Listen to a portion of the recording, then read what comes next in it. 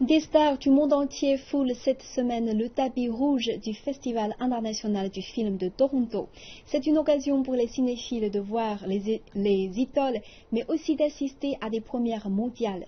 Pendant ce temps, dans les coulisses du festival, des ententes conclues par les dirigeants de l'industrie pourraient stimuler l'économie canadienne. Reportage.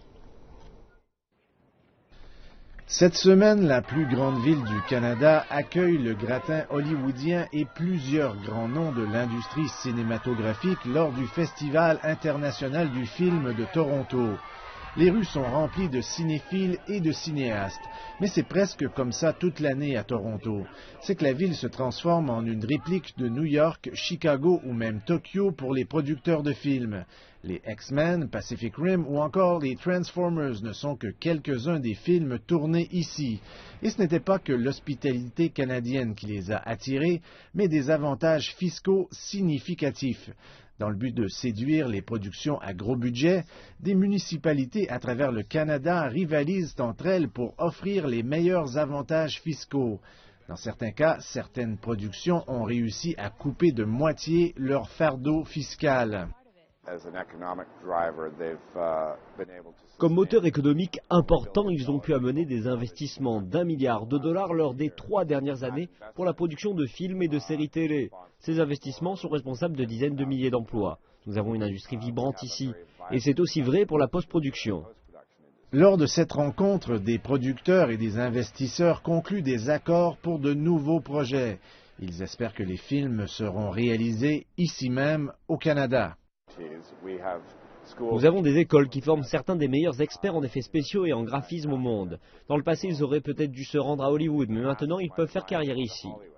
Mais il y a des signes que la culture des réductions d'impôts pourrait tirer à sa fin au Québec.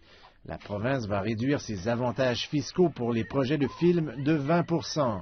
L'effet de ce changement ne s'est pas encore fait sentir. Depuis plusieurs années, les crédits d'impôt ont aidé à apporter de l'argent dans la Cité du multimédia de Montréal. Mais la décision de réduire ces incitatifs laisse le maire de la ville perplexe. Il craint que les investisseurs ne boudent la ville. Les studios comme celui-ci ont du mal à joindre les deux bouts. Les traductions de l'anglais vers le français et le doublage vont donner suffisamment de travail à cette entreprise. Son propriétaire se demande même si les avantages fiscaux l'ont vraiment déjà aidé. Est-ce que cela a été efficace? C'est une bonne question. Je ne suis pas sûr. Je ne suis pas certain que cela ait été efficace. J'imagine que cela a aidé certaines entreprises. Du côté de la post-production, cela nous a plombés parce que nos compétiteurs avaient des avantages fiscaux auxquels nous n'avions pas droit. Les producteurs de jeux vidéo reçoivent des incitatifs semblables pour s'installer au Canada. Le but est d'attirer des investissements et des emplois durables.